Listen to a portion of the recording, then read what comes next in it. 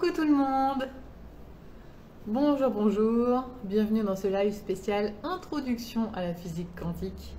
Je ne prétends pas être une spécialiste, donc ça va vraiment être une introduction, mais c'est vraiment pour vous mettre un petit peu sur la piste de la loi de l'attraction, les lois universelles, etc.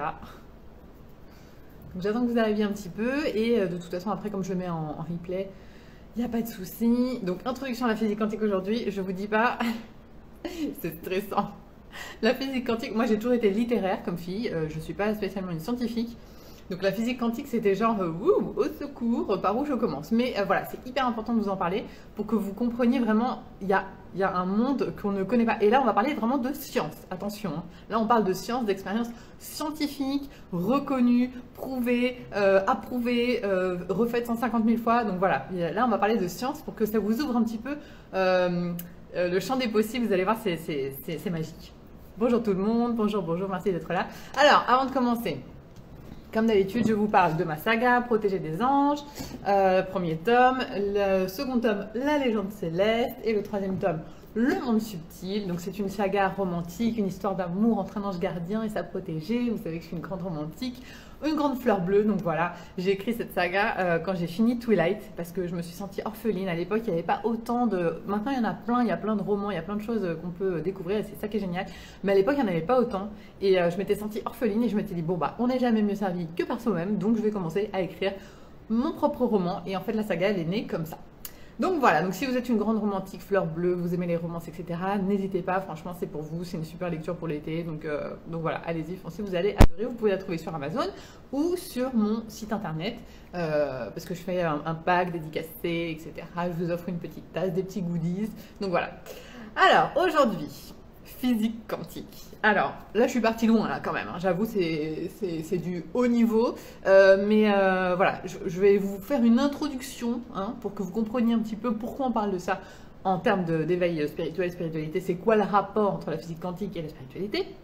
Et donc, il faut savoir que, bon, je vous le dis toujours, mais la Terre, elle a quand même 4,6 milliards d'années. La physique quantique, on a découvert ça il y a 100 ans. Hein, 122, c'était en 1900 avec Max Planck, quand il a fait sa théorie des quantas. Donc là encore, c'est des trucs hyper compliqués et je ne suis pas pointue là-dessus. Donc je vous conseille vraiment d'aller voir après, si ça vous intéresse. Je vais vous mettre des stories dans lesquelles vous verrez des vidéos. Alors j'ai sélectionné plusieurs vidéos. Il y en a une de 3 minutes 40, une de 5 minutes, une de 10 minutes et une de 3 heures. Comme ça. Comme ça, si vous voulez vraiment approfondir, vous prenez celle de Nassima Haramein de 3 heures et là, comme ça, vous êtes tranquille. Celle-là, vous avez toutes les explications en long, en large et en travers. Mais pour faire simple, je pense que déjà, franchement, la vidéo de 3 minutes 43 que je vous passerai après, elle résume très bien ce que c'est la physique quantique, le principe des ondes, l'expérience de Jung, etc.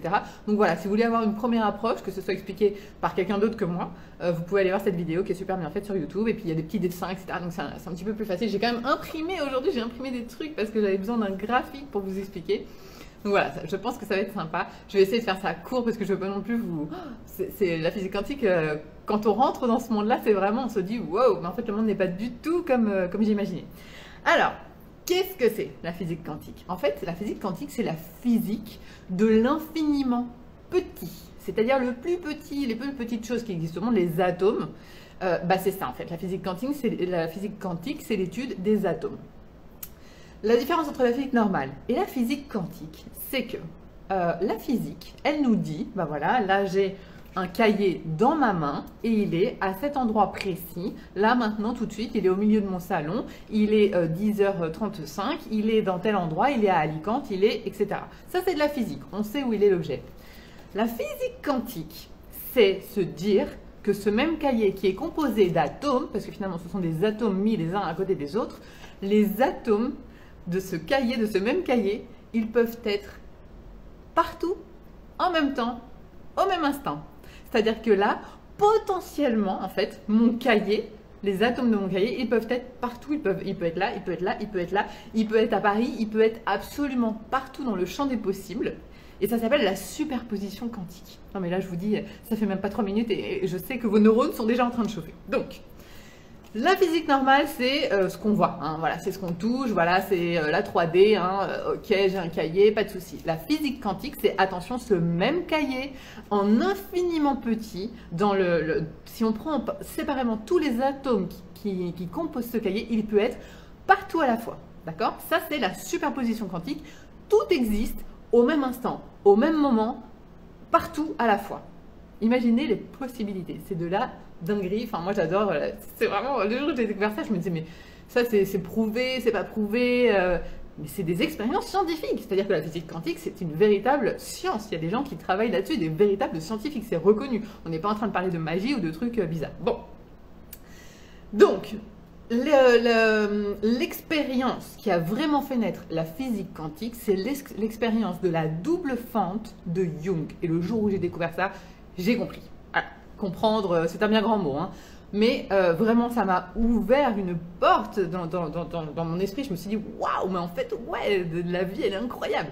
Donc, je vais essayer de faire ça simple. J'ai fait des petites... J'ai imprimé des petites feuilles. Alors, il y a JCVO qui nous dit, moi, je me limite à l'électronique de mon travail.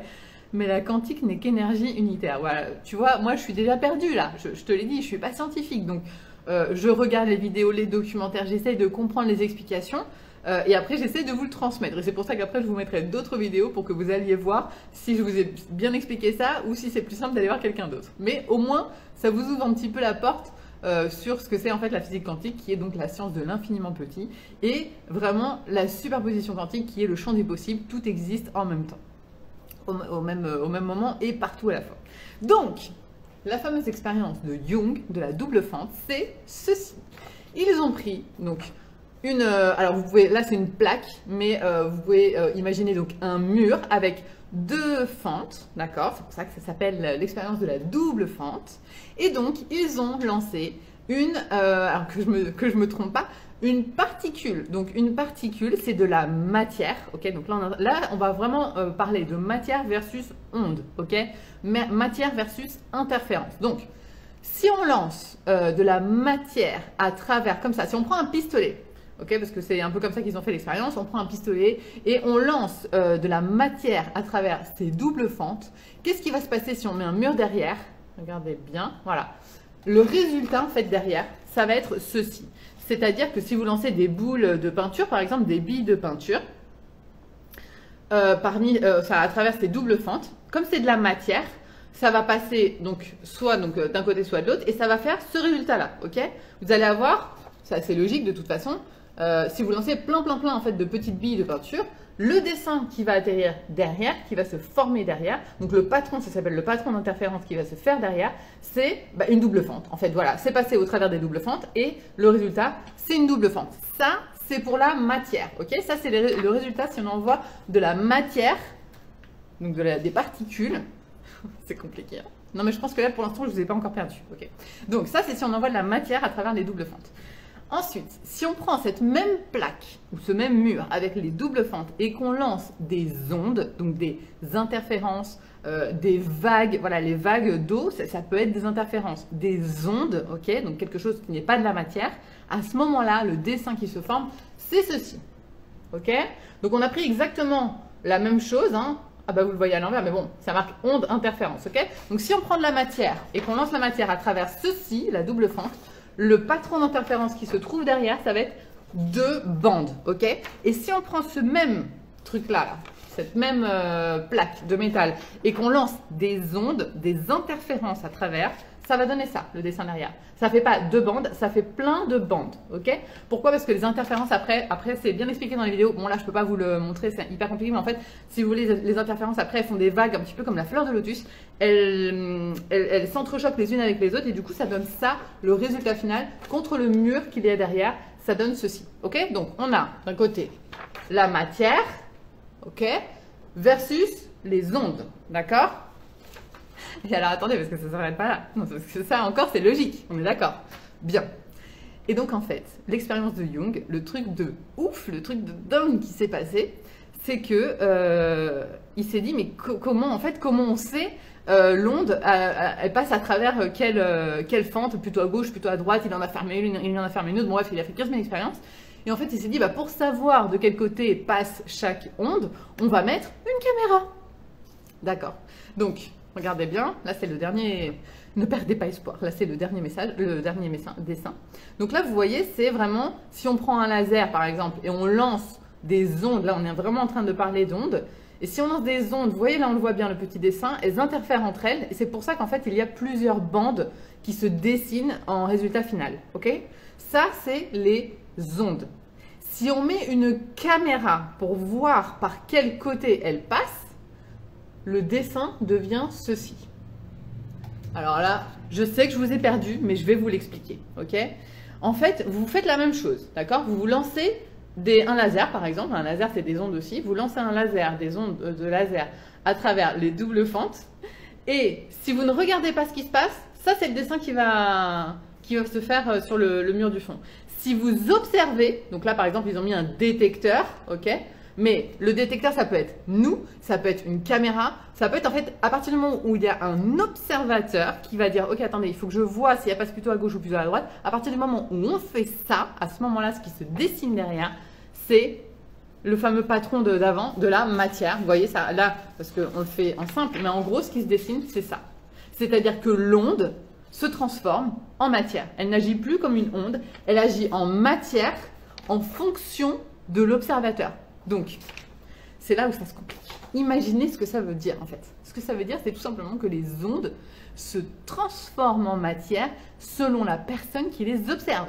Que ce soit une caméra, que ce soit un détecteur photoélectrique.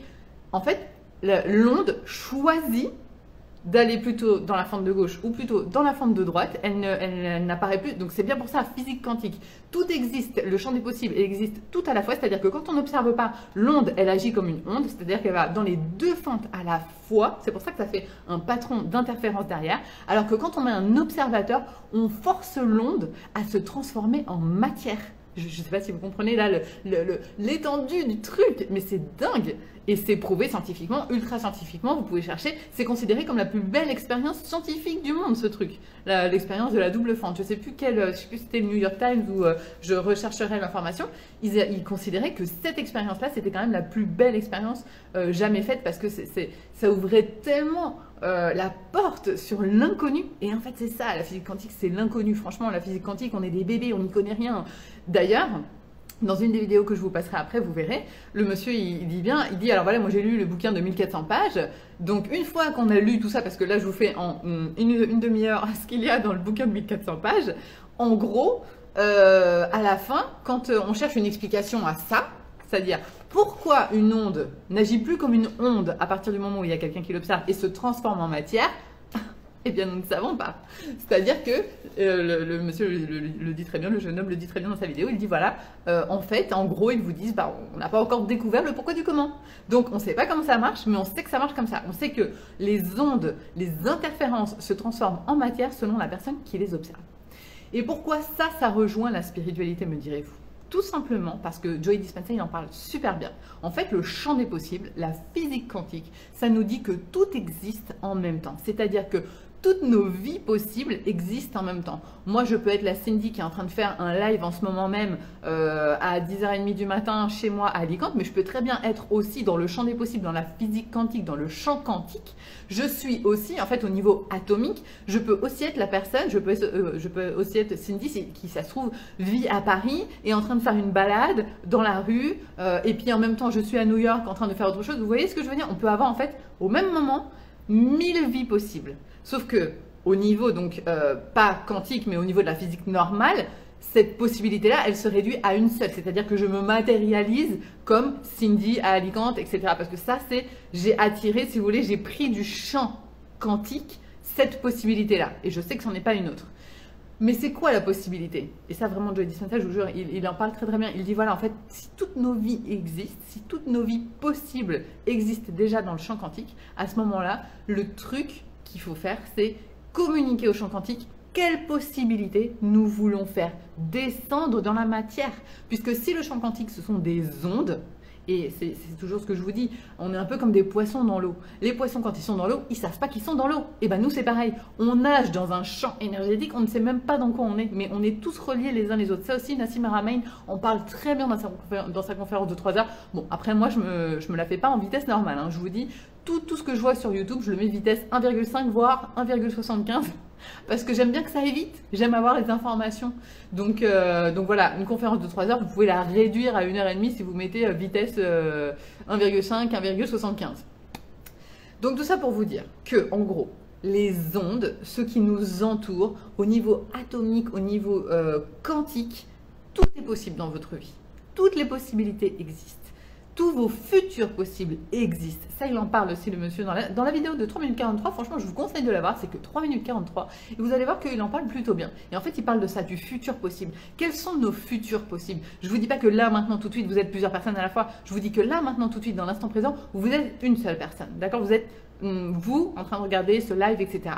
Mais dans votre futur, tous vos futurs possibles existe. Donc c'est à vous de choisir lequel vous allez sélectionner. Ça, j'en ai parlé aussi lors de la masterclass avec des petits schémas, etc. pour essayer de faire comprendre aux filles comment ça marchait. Si toutes nos vies possibles existent, à nous de sélectionner dans le champ quantique, dans le champ universel, dans l'infiniment possible, à nous de sélectionner ce que nous souhaitons et de le transformer en matière.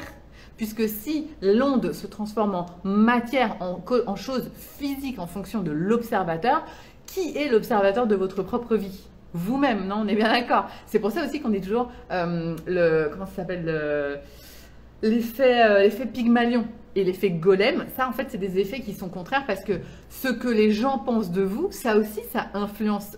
Les gens qui vous entourent, ce sont aussi des observateurs de votre vie. C'est pour ça que vous ne pouvez pas être 15 000 personnes en même temps, puisque il y a une réalité physique quand même. On est dans la 3D, on n'est pas dans la 4D, la 5D, etc. Donc, il y a une réalité physique à laquelle on ne peut pas échapper. C'est pour ça qu'aujourd'hui, vous êtes la personne que vous êtes. Et votre futur, c'est vous qui le déterminez, mais c'est aussi votre entourage. Donc, c'est pour ça, attention à qui vous avez dans votre entourage, parce que ce que les gens attendent de vous, c'est ce qui va aussi se réaliser. Ça a aussi un impact dans le champ physique, justement, parce que eux aussi, ils observent votre vie et ils ont une certaine attente à propos de vous. Et ça aussi, donc, ça va influencer. Je ne sais pas si je m'explique bien. Je pense que plus ou moins, vous avez compris le truc.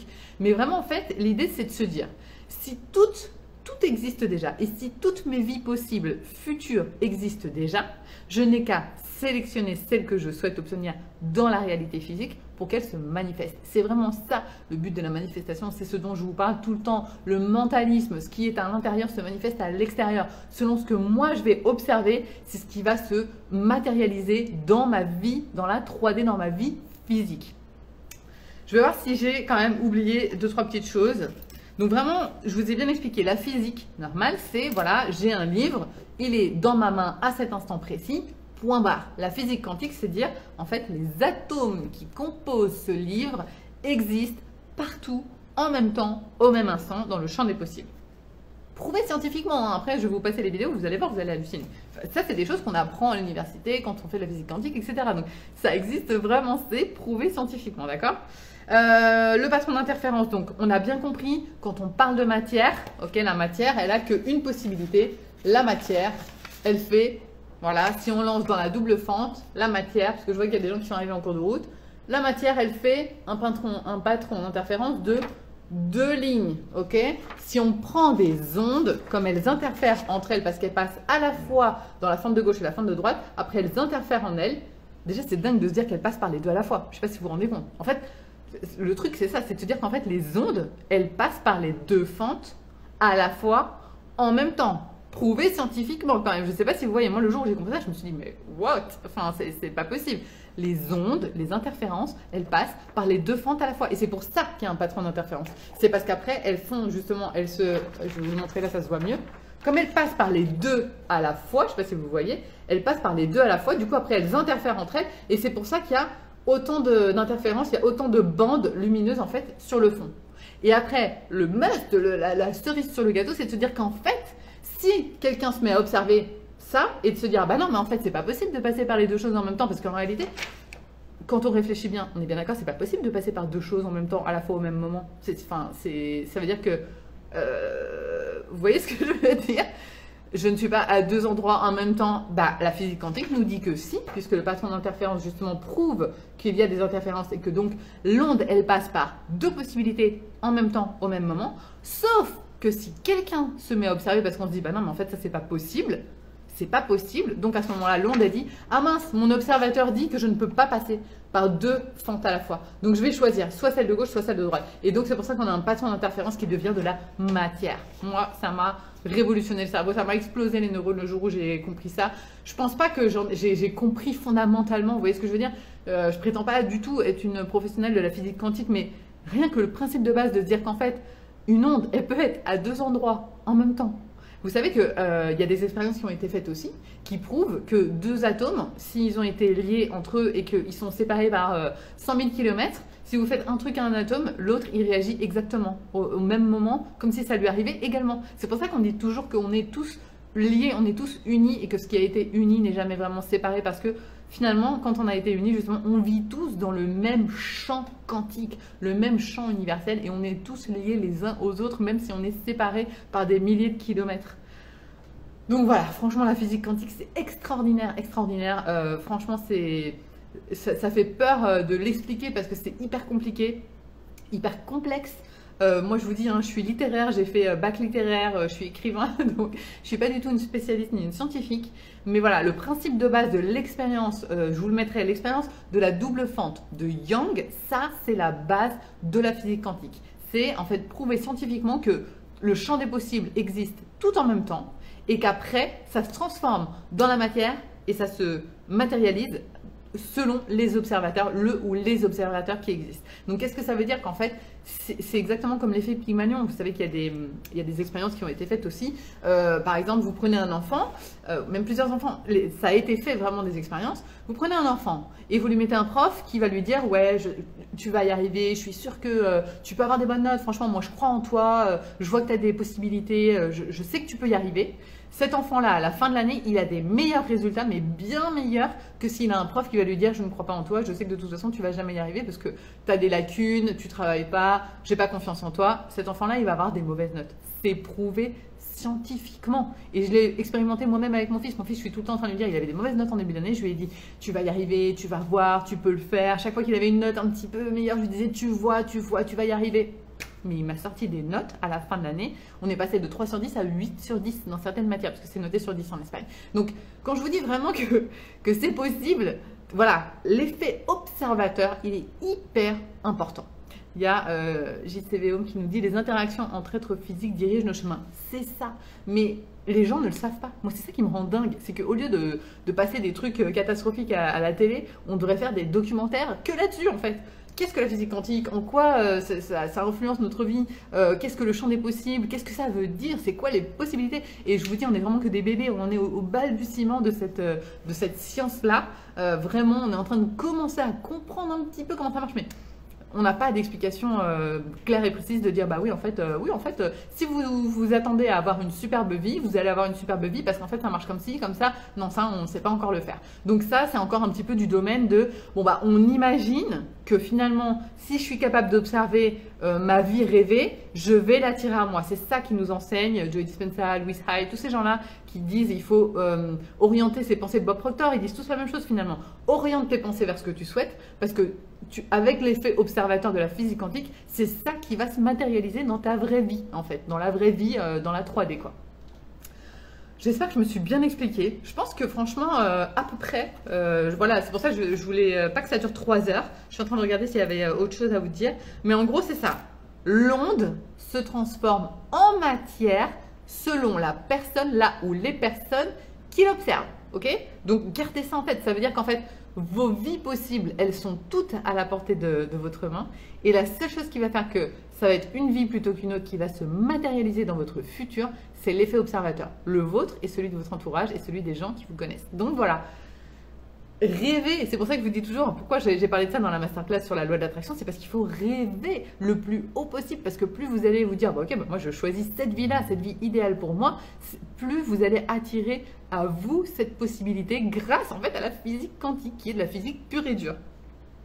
Donc voilà, le champ des possibles de l'attraction, je pense que je vous ai dit à peu près tout ce que je voulais vous dire.